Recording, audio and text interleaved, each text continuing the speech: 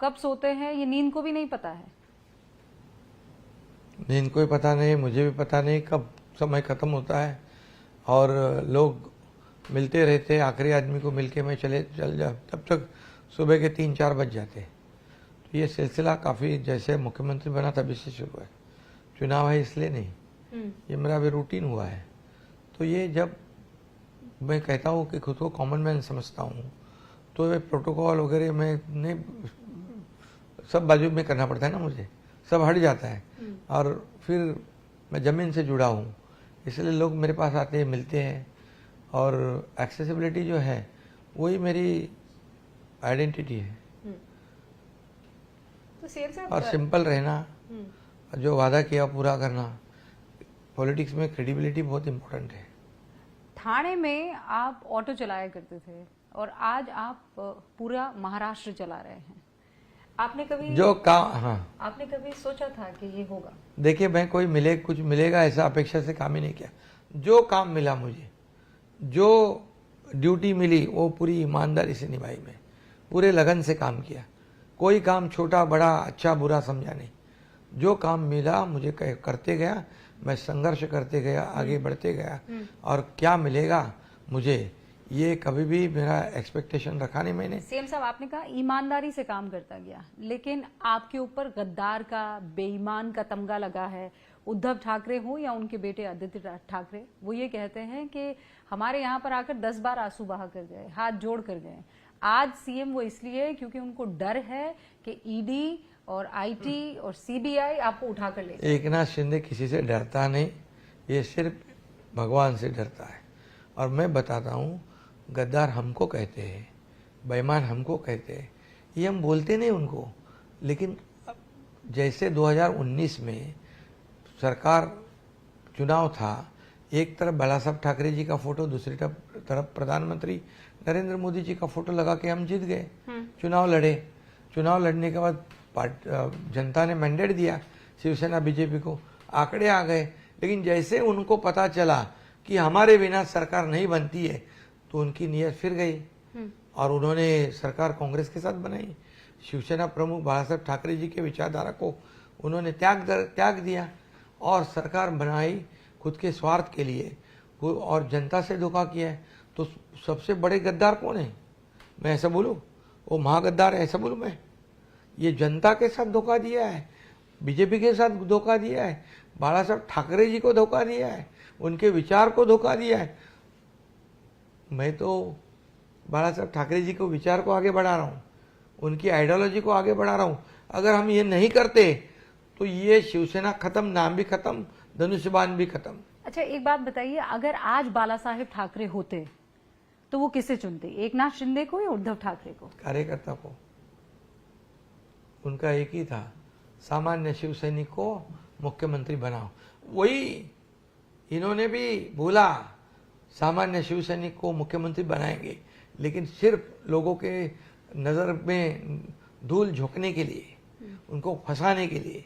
उनका बहुत बड़ा षड्यंत्र था कि नाम सामान्य शिव सैनिक का, काम उनका, उनको पहले से बनना था। ये बहुत सालों से उनकी इच्छा थी। वो उन्होंने जैसे मौके की तलाश में थे, वो मौका मिला तुरंत उन्होंने कांग्रेस के साथ सरकार बनाई। पर आपने तो उद्धव ठाकरे को बहुत पहले से देखा होगा ना, बाला साहब के जमाने से। क्या उनमें कोई बदलाव आया है? अरे बाला साहब ठाकरे थे, बार बार बाला साहब ठाकरे जी नहीं बनते, एक ही बनते बाला साहब ठाकरे जी। ये उनकी नीति क्या है, इनकी नीति क्या है? ये तो बाला साहब ठाकरे जी तो कार्यकर्ता के पीछे खड़े रहते, पुलिस स्टेशन भी जाते। ये जैसे कोई संकट में तो हाथ ऊपर उठाते, तुम देखो तुम्हारा काम देखो। ऐसी पार्टी बढ़ती है क्या? कार्यकर्ता को बड़ा होना चाहिए, बड़ा करना चाहिए। ये खुद की इनसिक्योरिटी है। एक कार्यकर्ता अगर अच्छा काम करता है, मास लीडर बनता है, तो इनको इनसिक्योरिटी होती है। कोई घर अच्छा लेता है, उनको जलन होता है। ऐसा थोड़ी कोई लीडर होता है क्या? ऐसा कोई पार्टी बढ़ती है क्या? अच्छा, क्या मातोश्री भी अब आप लेने वाले हैं? क्या के लिए हम लेंगे? हमने तो पहले बोल दिया, हमें कोई प्रॉपर्टी नहीं चाहिए। बाला साहब ठाकरे जी के विचार, यही हमारी प्रॉपर्टी है। क्या विचारधारा उद्धव ठाकरे लेकर नहीं चल रहे हैं? कैसे चलेंगे? अभी वो तो कांग्रेस के साथ जाने के बाद हिंदू हृदय सम्राट किधर बोलते हो? बाला साहब ठाकरे को हिंदू हृदय सम्राट नहीं बोलते हैं। बोलते किधर बताओ आप? और आज क्योंकि कांग्रेस नाराज हो जाएगी। प्रधानमंत्री नरेंद्र वोटिंग ये तो आज बोले, हाँ। लेकिन ये बराबर उन्होंने बोला कि ये बोलने के लिए भी उनकी जमात जवान क्या कहते हैं, लड़खड़ाती है। लड़खड़ाती है। तो ये कैसे, ये विचारधारा जो है ये अलग है। नहीं तो शिंदे साहब, क्या विचारधारा की लड़ाई है? महाराष्ट्र में इस बार चुनाव किस पर है? विकास पर है, विचारधारा विकास। पर है, खानदान पर है, ठाकरे वर्सेस शिंदे पर है? कार्यकर्ता वर्सेस परिवारवाद, विकास वर्सेस ये क्या कहते हैं एंटी डेवलपमेंट, विकास में स्टे देना, विकास में स्पीड ब्रेकर डालना, ये इसके विरोध में विकास करने वाले की लड़ाई है। ये 80 बनाम 20 भी है क्या? मेजॉरिटी हिंदू, 20 मुस्लिम आबादी? नहीं देखिए, अभी all India Muslim personal law board ने साथ दे दिया है महाविकास अघाड़ी का। उलेमा बाहर आकर ये कह रहे हैं कि महाविकास अघाड़ी को वोट देना चाहिए। तो अभी देखिए, अभी वोट बैंक जो है उनके पास, वो वोट बैंक तो कांग्रेस की वोट बैंक जो थी वो अभी उनके पास है। अभी जो उनका वोट बेस शिवसेना का है वो हमारे पास है। अभी हमारा वोट शेयर बढ़ गया है, हमारी स्ट्राइक रेट बढ़ गई है, हमारी सीटें उनसे, हम जो फाइट किए उससे हमारी सीटें ज़्यादा आ गई। प्रूव कर दिया है शिवसेना असली कौन, धनुष्यबान असली कौन, लोगों ने तय कर लिया है। इसका नतीजा इतनी जोरों से इस विधानसभा में दिखेगा।